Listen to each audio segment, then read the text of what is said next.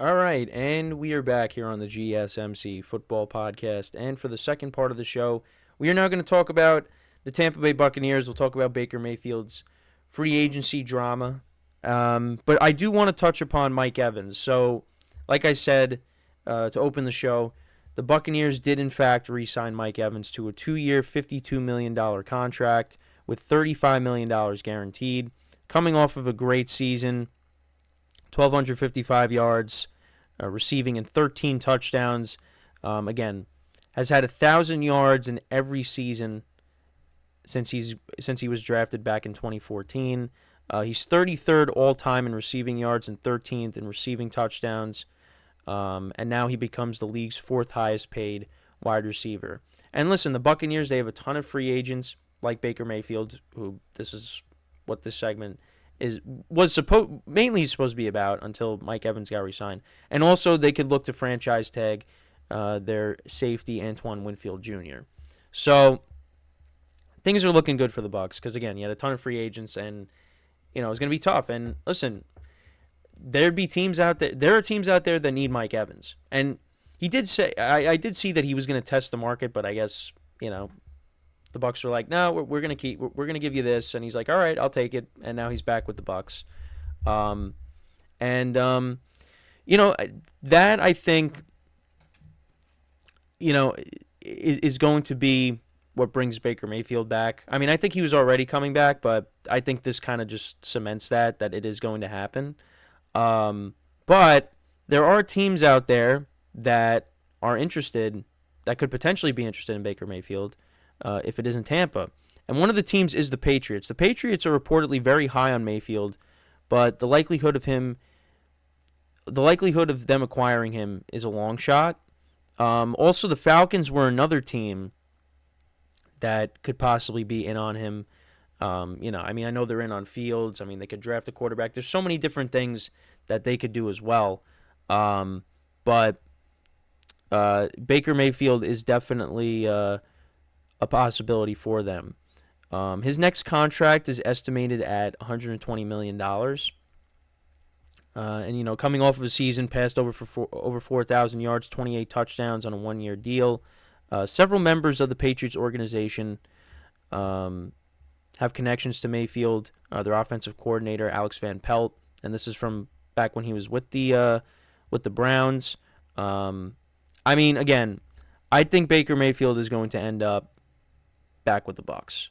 And, even when seeing all this with the Falcons and the Patriots being potential landing spots for him, I still think it's ultimately going to be Tampa. And again, with Mike Evans coming back, I think Baker's definitely going to be the quarterback next year. And, I've talked about the Bucs a lot on the show, and I was very happy with them being the team to come out of the NFC South. I wanted them to win, and myself and people that I've seen on social media are happy with Baker being able to come out and have a good season, and the team was able to win a playoff game, albeit it was against the Eagles, who were falling apart during the year, towards the end of the year. But listen, I was happy. The team at one point was 4-7, and it looked like they were probably not going to make the playoffs, even though. The division still was up for grabs, but I just didn't feel great about it. I thought the Falcons, it looked like they were going to be the team that was going to take, a stronghold on the division, but that just ended up not happening. The Bucs, they went into Atlanta, they won that game, comeback win, and, Baker got hot, and, the team ended up making the playoffs and winning a playoff game. And listen, it was a close game with the Lions, but, they gave them a good fight. And now let's see what they could do next year. But again, this all depends on if Baker comes back to the Bucs, which is going to happen. Mike Evans is back. They're going to franchise tag Antoine Winfield Jr. Levante David, came out and said that he doesn't see himself playing anywhere else other than Tampa. So that's most of the free agents that, the Bucs had, and they're most likely going to get them all back. We'll see, but it seems like it's going that way, at least from what I've, seen. and they released Shaquille Barrett, one of the players from the Super Bowl era, well, the Super Bowl year, and so that they're gonna have to find a replacement for him, which he wasn't the same player that he once was. I mean, again, it's making a lot of money, but the Bucks they're gonna have to revamp the defense a little bit, and I think also there's a couple of things they could do to improve the offense as well. I think getting somebody to complement Rachaad White, that definitely. I mean, I've said it before. Rachaad White had a good season, but I think they should also get somebody else in there to complement him. And again, there's some big names out there when it comes to running backs in free agency, so maybe that's something that the Bucks decide to dip their toes in. But we'll see. I mean, again, I think right now their main priorities are to get back their own free agents and then go from there. So, but again, the division I think is going to be even better next year. The Saints, their cap situation is not good. So, we'll see if, they end up releasing some guys. They got to restructure. I mean, I know I talked about how they restructured Derek Carr's contract, but I know that was a team that when I was looking at an article, from a while ago when I did a segment on it, they were one of the teams that could be trending down because they did end up finishing 9-8. And listen, Derek Carr did catch fire at the end of the year. So if they can maybe carry that into next season, the Saints are going to be, fighting for that division as well. And the Falcons, if they can get the right quarterback, they have the roster to compete as well. So, for Tampa, you can't afford to have that rough stretch in the middle of the season again because I think the team, at least the Falcons, are going to be better. If they can bring in the right quarterback, they could be looked at as the favorites to win the division. Obviously, with the Panthers, they're kind of, off to the side, especially with the first year that Bryce Young had. It was a rough year for them, and they played the Bucks close both times. They should have won the last game of the regular season. The Panthers could have scored 2 touchdowns, but one of them gets called back. The other one was a touchback. Well, the first one was a touchback. So, I mean, the Bucks were fortunate that the Panthers made mistakes. Otherwise, the Saints would have been in the playoffs. But, in terms of now, what would be the best destination for Baker? I mean, it's either I would say right now it's either Tampa or Atlanta. I mean, Atlanta, you'd probably give them the edge in terms of the roster. And then obviously, in Tampa there is the familiarity, and especially now you're getting Mike Evans back. So yeah, I mean, the Falcons probably would be the better destination of the two, but because I think they're more the complete team than Tampa is. But, and the Patriots, they got to work on, bringing in playmakers themselves, because, right now they don't really have a ton on the offensive side of the ball. And we'll see. Mac Jones is another quarterback that, could go for. I saw his markets, and it's like for a 5th round pick. I saw at least, but only time will tell.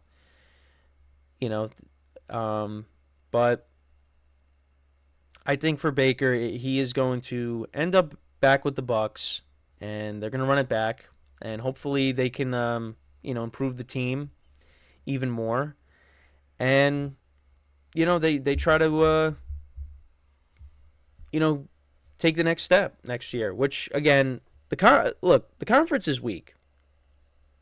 So, it's not like the AFC, which is a gauntlet.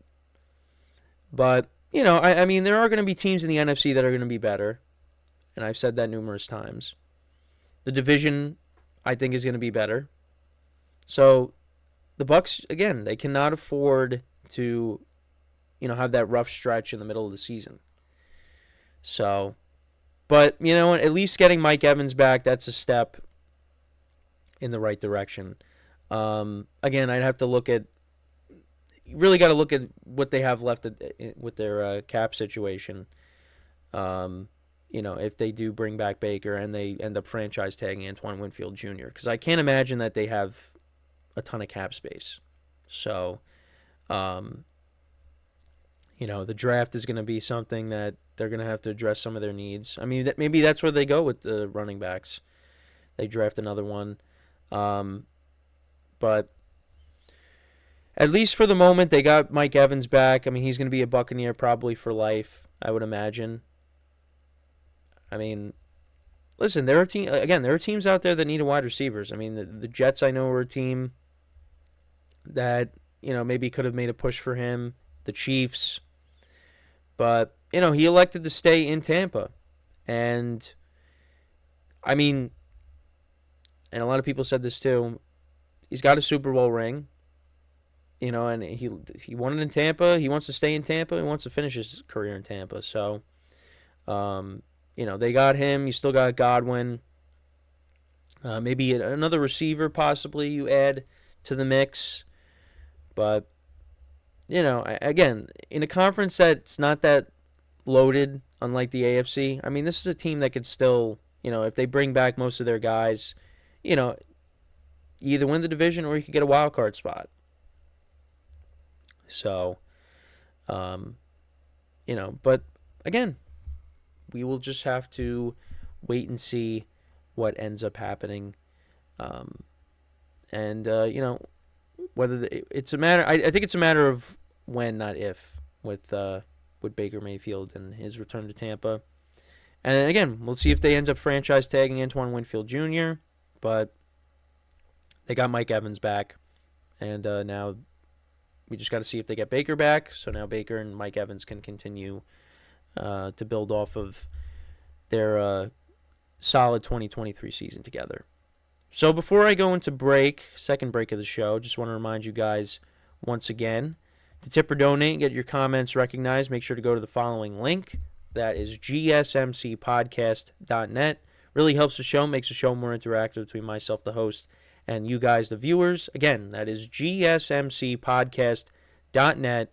And as always, it is displayed on the ticker. Well, not always, but from here on out, it is displayed on the ticker on the bottom of the show segment down below. And also, we're working our way to having super chats, so that is another way to also help the show out, and that's another way to get your comment recognized. So just be on the lookout for that as well. But yeah, so when we come back from our second break of the show, we will talk about Joe Burrow's road to recovery. This month he's going to be cleared. Obviously after the wrist injury that he sustained during the regular season. So we'll get into that, what our expectations are for the Bengals, even though that's something I've touched upon before. But we'll discuss Burrow and the Bengals when we return from our second break of the show. So stick around, and we'll be right back here on the GSMC Football Podcast.